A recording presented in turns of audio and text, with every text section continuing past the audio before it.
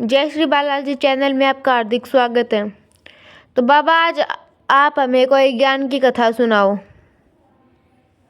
पहले तो मैं चैनल के माध्यम से सभी जो देखने वाले भक्तजन हैं, श्रोतागण हैं, दर्शक हैं, सभी को मेरा प्यार भरा प्रणाम।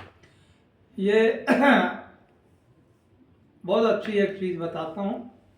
पहले तो मैं उसका एक डायलॉग सुनाता हूँ, फिर उस पर आपको बताऊंगा।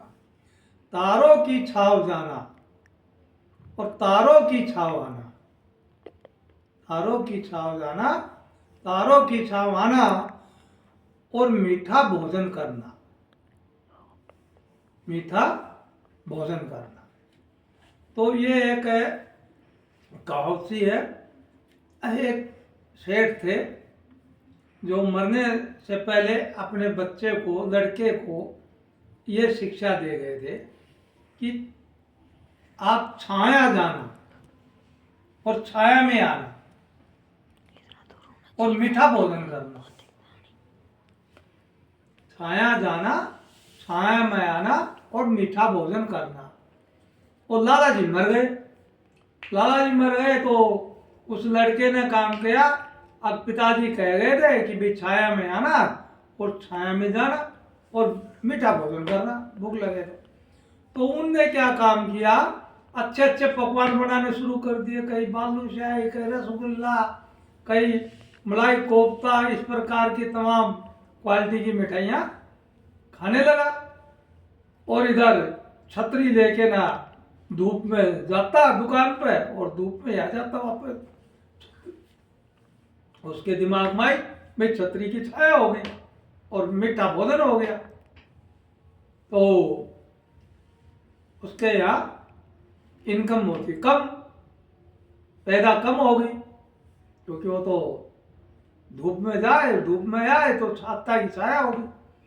उसने देखा कि तो भयंकर नुकसान होता जा रहा है। पिताजी ने कहा था इसमें कोई फायदा नहीं है। तो उसने किसी सज्जन पुरुष से, किसी बुजुर्ग पुरुष से ये बात कही कि मेरे पिताजी मरते समय ये कह गए थे कि छाया जाना, छाया में आना, मीठा भोजन करना।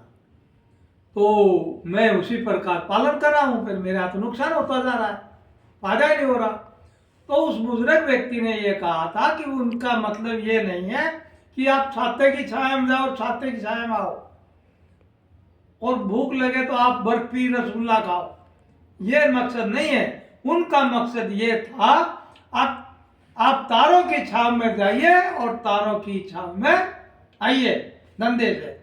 और जब भूख लगे, जब भोजन करना तो आपको मीठा लगेगा।